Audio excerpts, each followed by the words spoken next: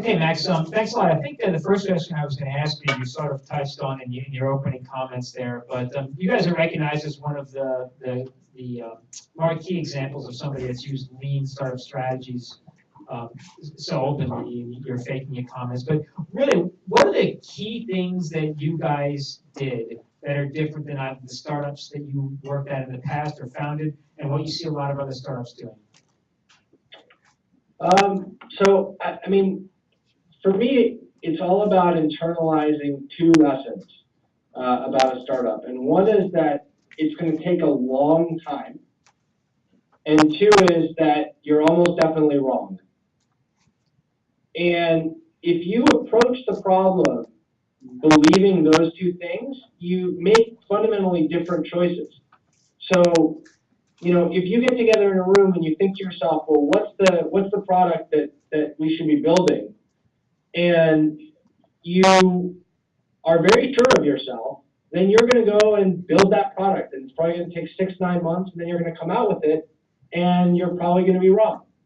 If you assume I'm probably wrong, and if I spend 9 months doing this in a vacuum, I'm going to build the wrong thing, then you spend more time up front trying to figure out what you should be building in the first place. And part of that is faking things, part of it is minimum viable product, part of it is doing more user research, qualitative and quantitative, part of it is learning more from what other people did, but all of that relates to the same idea, which is I'm probably wrong, how do I offset that? And if you've internalized that it takes a long time, then you're less frustrated to spend 6 months figuring out what you should do, or 3 months figuring out your name, because you're less antsy to just jump into it.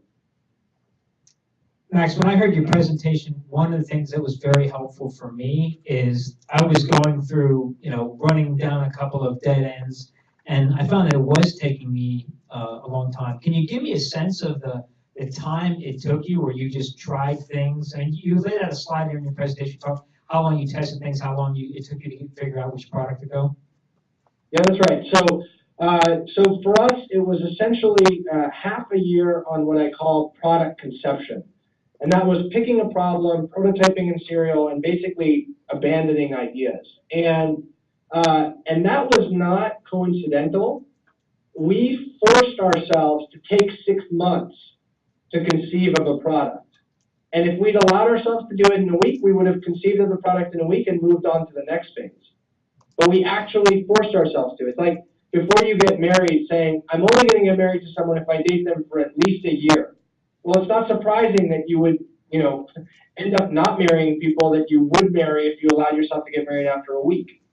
So the first phase is the kind of conception phase, and I'd say you want to spend a half year on that at least and actually force yourself. And then we spend a year on what I call implementation. And this was, once we decided what to build, basically building refinements of that. Now for us, we were still doing Wizard of Oz testing where it wasn't an end-to-end automated system, but we kind of knew what we were doing. And while we were doing that, we were recruiting the core team and raising seed financing. And mind you, we raised our Series A before we built an end-to-end product, but there was enough there that we could kind of show this is what we're going to do, and the VC was willing to take the lead, that we would actually be able to automate that and scale it. And then we spent kind of a year on refinement, which is,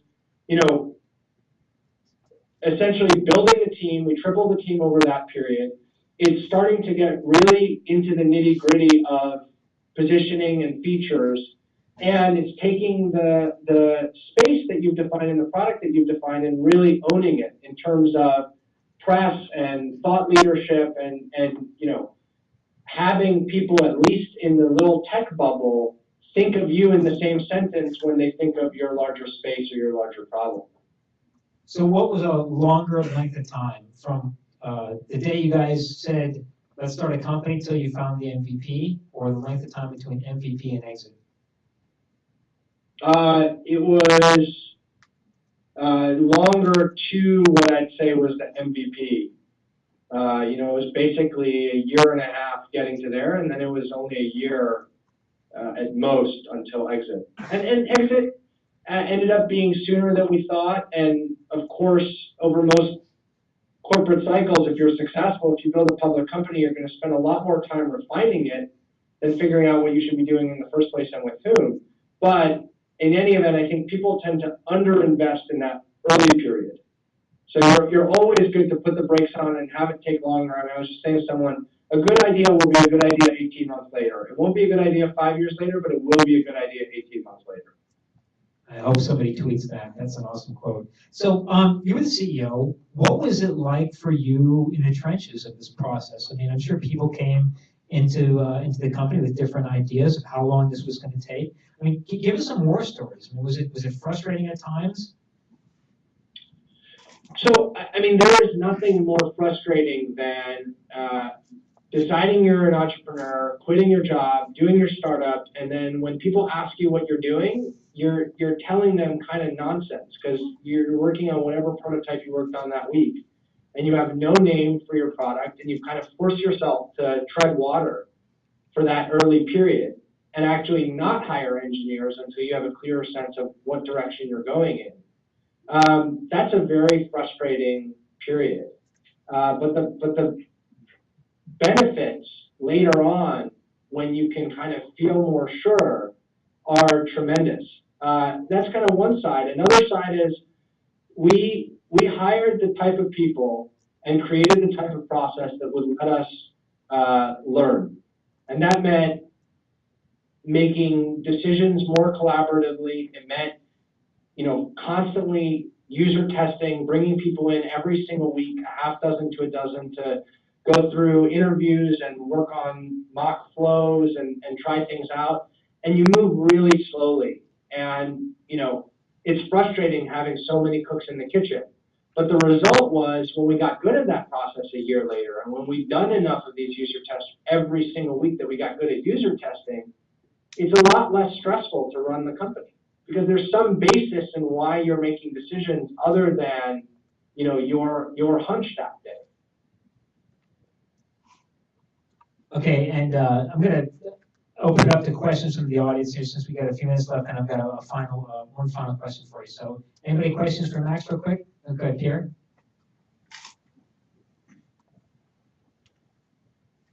How much did you spend in the first 6 months? I mean, How much money? yes. It was entirely bootstrapped. I mean, we spent probably $25,000 to $50,000. I mean, none of us founders were earning money. We weren't coding. We had some people we hired relatively inexpensively to put things together, but it wasn't until we kind of picked the product that we raised seed financing. I was wondering if you could speak more about the testing process. I was wondering if you could speak more about the testing process.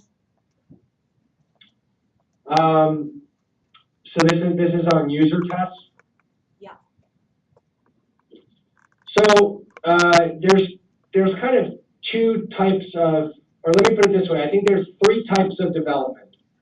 There's hunch-driven development, where you basically build what you think you should be building, and that involves a lot of whiteboards and a lot of smart people and a lot of late-night brainstorms, and it tends to be pretty wrong.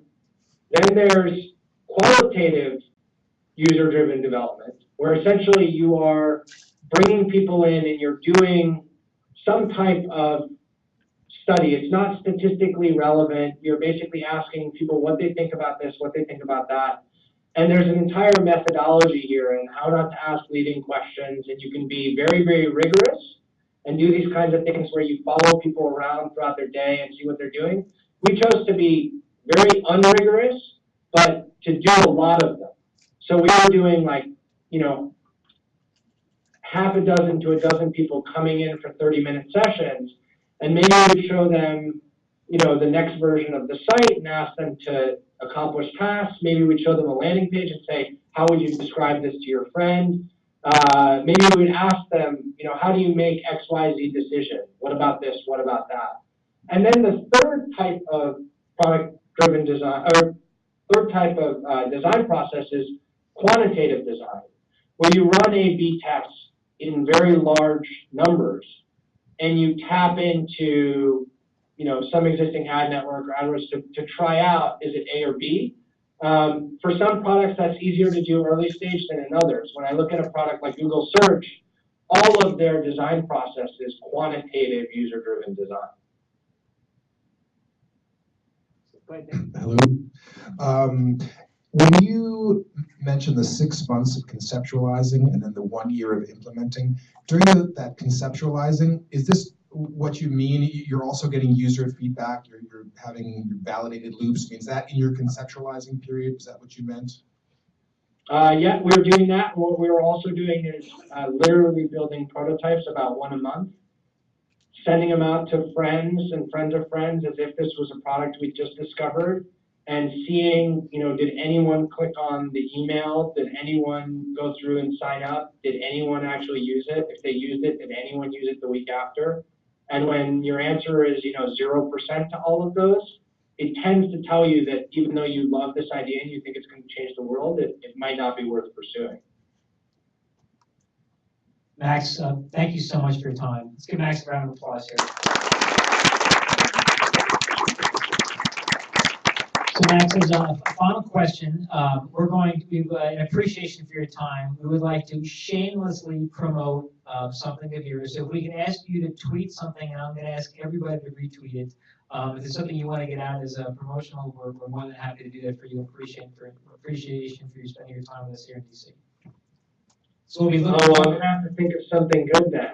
All right. Lean Startup DC hashtag, we'll find it. All right. Thanks a lot, Max. Thanks everybody for coming.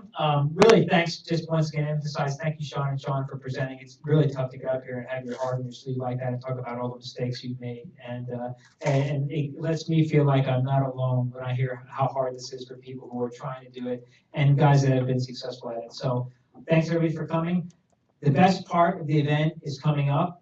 It's when we all go to dusk and have a beer and get to chat about what we're working on. So hope you can stay. We do have to exit the room right away, so I'm going to have to ask everyone to sort of clean up and pick up your stuff and move out of here and take the conversation down the street. I'm going to lead the Merry Man procession down to M Street where dusk is in the West End. So thanks again, everyone.